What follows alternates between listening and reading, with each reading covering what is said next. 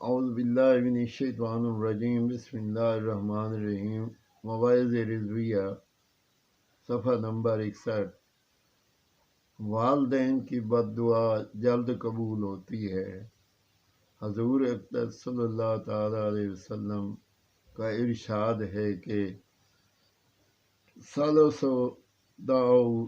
دعوات متجابات لا شک فیہن دعوت المظلوم و دعوت المسافر و دعوت الوالد علی والدہ۔ حدیث پاک کا ترجمہ۔ 3 دعاؤں کی قبولیت میں کوئی شبہ نہیں ہے: مظلوم کی دعا، مسافر کی دعا اور والد کی اولاد کے حق میں بد دعا۔ زواجر صفحہ نمبر 58۔ حکایت پڑھ رہا ہوں۔ اس حدیث کے مطابق حضرت انس بن مالک رضی اللہ تعالی عنہ فرماتے ہیں کہ بنی اسرائیل کا ایک نوجوان توریت شریف ایسی عمدگی سے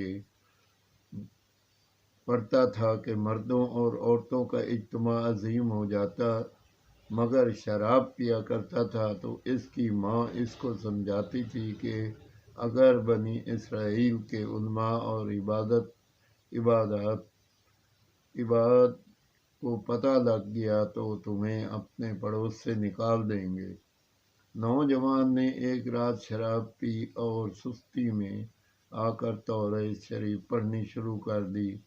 لوگ سن کر جمع ہو گئے۔ ماں نے اسے کہا کہ اٹھ کر وضو کر لے۔ چہرے پر ایسی ضرب ماری کہ جس سے اس کے دانت اور ایک آنکھ نکل گئی۔ ماں کے دل کو انتہائی سخت رنج اور صدمہ پہنچا اور بد دعا کی کہ خدا تعالیٰ تو اس سے راضی نہ ہو۔ صبح کو جب نوجوان ہوش میں آیا تو دیکھا کہ ماں کی آنکھ نکل چکی ہے اور دانت ٹوٹ گئے ہیں۔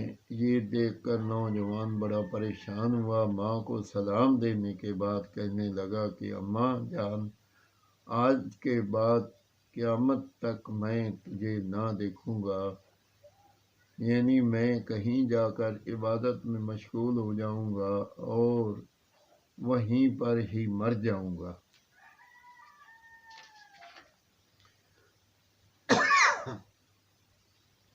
ماں نے کہا کہ جہاں بھی چلے جاؤ تو خدا تو اسے راضی نہ ہو۔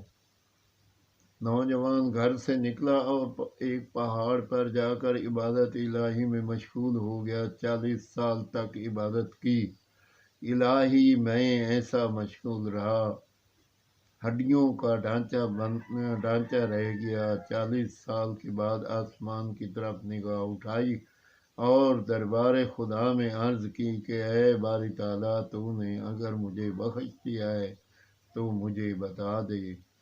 ہاتف غیبی نے آواز دی کہ خدا تعالیٰ نے تجھے اس وقت تک راضی نہ ہوں گے کہ جب تک تیری ماں تو اسے راضی نہ ہوگی، کیونکہ اس نے بد دعا کی تھی کہ خدا تعالیٰ تو اسے راضی نہ ہو۔ یہ سن کر نوجوان گھر واپس آیا اور اپنی ماں کو پکارا کہ اسے اے جنت کی کنجی، اگر تو زندہ ہے تو بڑی مسرت کا مقام ہے، اور اگر تو مر چکی ہے تو ہلاکت اور عذاب سر پر ہے، اور میری ہلاکت میں کوئی شبہ نہیں ہے۔ بڑھیا نے پوچھا کہ یہ کون ہے؟ لوگوں نے بتایا کہ یہ تیرا فلاں بیٹا ہے۔ ماں نے کہا کہ خدا تعالیٰ تو اسے راضی نہ ہو۔ لڑکا ماں کے سامنے آیا اور اپنا ہاتھ کاٹ کر کہا کہ اسی ہاتھ نے تیری آنکھ نکالی تھی، اب میں اس ہاتھ کو دیکھنا بھی نہیں چاہتا۔ پھر اپنے حساب احباب اور دوستوں سے کہا کہ میرے لیے لکڑیاں جمع کر کے آگ روشن کرو۔ انہوں نے لکڑیاں جمع کی اور پھر ان کو آگ لگا دی۔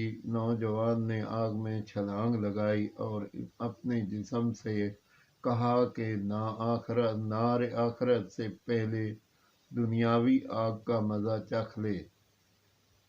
لوگوں نے اس واقعہ کی خبر اس کی والدہ کو پہنچائی۔ ماں یہ سن کر پکار اٹھی کہ اے میری آنکھوں کی ٹھنڈک تو کہاں ہے؟ نوجوان نے کہا کہ جلتی آگ میں۔ ماں نے یہ سن کر کہا اے میرے سچے خدا تجھ سے راضی ہو۔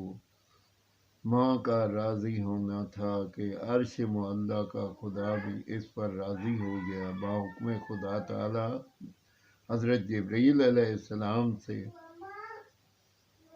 آئے اور اپنا پر گڑیا کی آنکھ اور دانتوں پر ملا تو وہ صحیح ہو گئے۔ پھر نوجوان کے ہاتھ پر ملا تو وہ بھی صحیح ہو گیا۔ نظرۃ المجالس صفحہ نمبر 117۔ حضرات، موجودہ دور میں ہمارے نوجوان اپنی عورت کے بڑے ہی فرمانبردار نظر آتے ہیں اور اپنے والدین کے سخت نافرمان ہیں، اور اپنی عورت کو اپنے ماں باپ پر ترجیح دیتے ہیں، بلکہ اپنی عورت کے اشارے پر ماں باپ کو تکلیف پہنچاتے ہیں۔ آپ لوگوں نے والدین کی ماں کی بد دعا سنی اور اس کا عذاب سنا، اور اللہ پاک ہمیں والدین کی خدمت کرنے کا موقع دے اور ہمیں ہدایت دے۔ والدین بہت اللہ پاک نے ہمارے لیے باعث جنت کے لیے بنائے، اور اللہ تعالی کی طرف سے والدہ کے پاؤں تلے جنت ہے۔ ہمیں اس جنت کی حفاظت کرنی ہے اور والدہ کا حکم کبھی نہیں ٹالنا ہے۔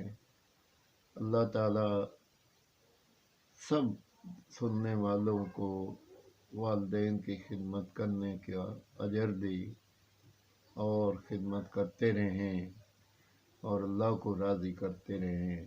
آمین ثم آمین۔